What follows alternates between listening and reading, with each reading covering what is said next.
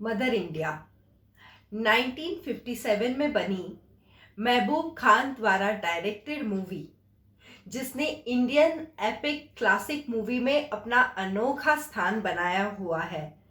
ऐसी mother India ये movie की कहानी आज मैं आपको बताऊंगी। तो कहानी की शुरुआत कुछ ऐसे होती है कि राधा, जो अब बूढ़ी हो चुकी है और उम्र के पिछले पड़ाव में है, उसे पूरा गांव माँ कहकर बुलाता है। गांव में पानी की नहर का उद्घाटन होने वाला है, तब राधा को वहां ले जाया जाता है और अचानक राधा की आंखों के सामने बहुत सारी पुरानी यादें आ जाती है। उसे वो सब चीजें याद आती हैं जब वो जवान थी और उसकी शादी शामू के साथ हो रही थी। शामू की विधवा माँ ने लालची जमींदार सुखीलाला से पैसे उधार लेकर राधा और शामू की शादी करवाई थी। नई नवेली दुल्हन राधा जब अपने गहने शामू को देकर सुखीलाला का कर्ज उतारने कहती है, तो शामू बिल्कुल मना कर देता है। बस ये 500 रुपए का कर्ज माथे से उतारने के लिए शामू दिन रात खेत में खूब मेहनत करता है, लेकिन लालची सुखीलाला शामू के मेहनत से उगाए फसल का 3 हिस्सा ले जाता है और इस तरह शामू और उसका परिवार गरीबी के दलदल में फंसता जाता है। शामू, राधा, शामू की माँ और शामू के 3 छोटे बच्चे, ये सब भरपेट खाना खाने के लिए भी तरसते हैं। और तब राधा शामू से कहती है कि वो उस खेत पर खेती करे जिस पर सुखीलाला का कोई भी हक नहीं है। शामू को पता होता है कि वो बंजर जमीन है और उसमें बहुत सारे बड़े बड़े पत्थर हैं और वहां पर खेती होना बहुत ज्यादा मुश्किल है। लेकिन राधा उसे साथ देती है और कहती है, थोड़ी मेहनत करेंगे और उस बंजर जमीन में हम खेती करेंगे। उस बंजर जमीन में हल जोतते हुए शामू का एक बैल भी मर जाता है, लेकिन नहीं मरती तो शामू की हिम्मत। शामू और राधा फिर भी खेत में काम करते हैं और ऐसे ही एक दिन काम करते करते शामू के दोनों हाथ एक बड़े पत्थर के नीचे दब जाते हैं। इस हादसे के बाद शामू अपने दोनों हाथ गंवा चुका है। अब वो एक जिंदा लाश की तरह हो चुका है, लेकिन राधा शामू का साथ बिल्कुल नहीं छोड़ती। वो एक चट्टान की तरह शामू के साथ उसकी हर मुसीबत का सामना करती है। एक तरफ शामू की लाचारी और दूसरी तरफ राधा की मेहनत। आखिर में उनके जीवन की नैया जैसे तैसे करके तैर रही होती है, तब लालची जमींदार सुखीलाला शामू का दूसरा बैल भी उससे छीन ले जाता है और साथ में वो शामू को इस बात का ताना भी मारता है कि वो अपनी बीवी की कमाई से जिंदा है। बेबस शामू को लगता है कि वो अपने परिवार पर एक बोझ है और रात के अंधेरे में शामू अपने 3 बच्चे, अपनी पत्नी राधा और अपनी विधवा माँ को घर में छोड़कर वहां से कहीं दूर निकल जाता है। शामू की माँ ये सदमा सहन नहीं कर पाती और वो भी ये दुनिया से चल बसती है। दूसरी तरफ गर्भवती राधा को चौथा बच्चा होता है। सुखीलाला ऐसी हालत में भी गरीब राधा को परेशान करना छोड़ता नहीं है।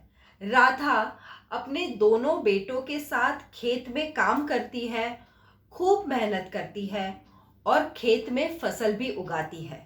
फसल काटने का समय होने ही वाला होता है और उस गांव में खूब जोरों की बारिश आ जाती है। बारिश में गांव में ऐसी बाढ़ आती है कि उस बाढ़ में राधा का तीसरे नंबर का बच्चा बह जाता है। राधा जैसे तैसे करके अपने 3 बच्चों के साथ बाढ़ के पानी से बचकर घर आती है और पूरी रात पानी में खड़ी रहकर वो तीनों बच्चों को पानी से बचाव करती है। सुबह जब राधा देखती है कि उसका सबसे छोटा बेटा वो भी भगवान को प्यारा हो चुका है, भूखे प्यासे बाढ़ से परेशान राधा और उसके दो बेटे सबकी बहुत ही बुरी हालत देखकर सुखीलाला उनसे मिलने आता है। लेकिन सुखीलाला बहुत ज्यादा लालची इंसान है और वो राधा से उसके शरीर का सौदा करने आया है।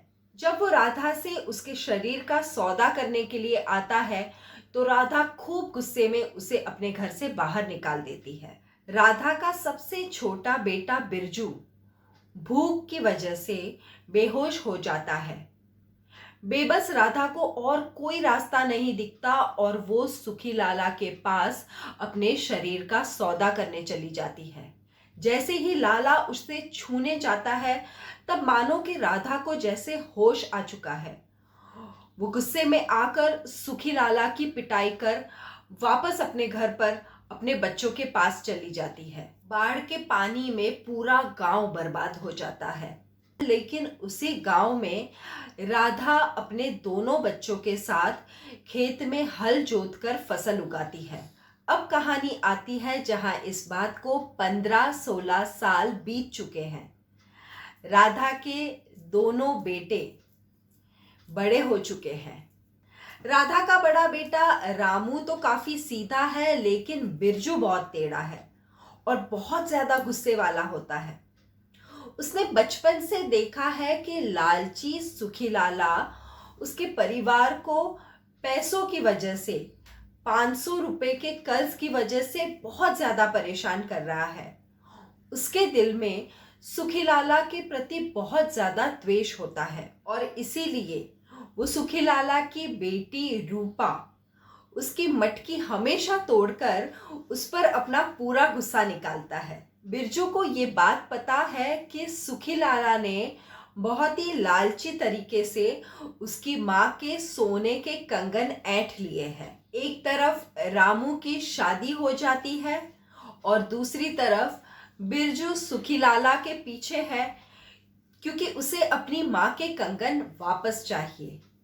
और तभी आती है होली। होली के दिन कुछ ऐसा होता है कि सुखीलाला की बेटी रूपा जानबूझकर राधा के सोने के कंगन पहनती है और वो कंगन पहनकर बिरजू को खूब चिढ़ाती है।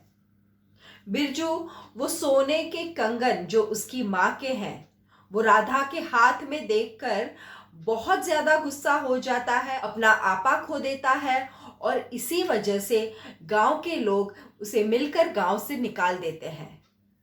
गांव से निकलने के बाद बिरजू डाकू बन जाता है।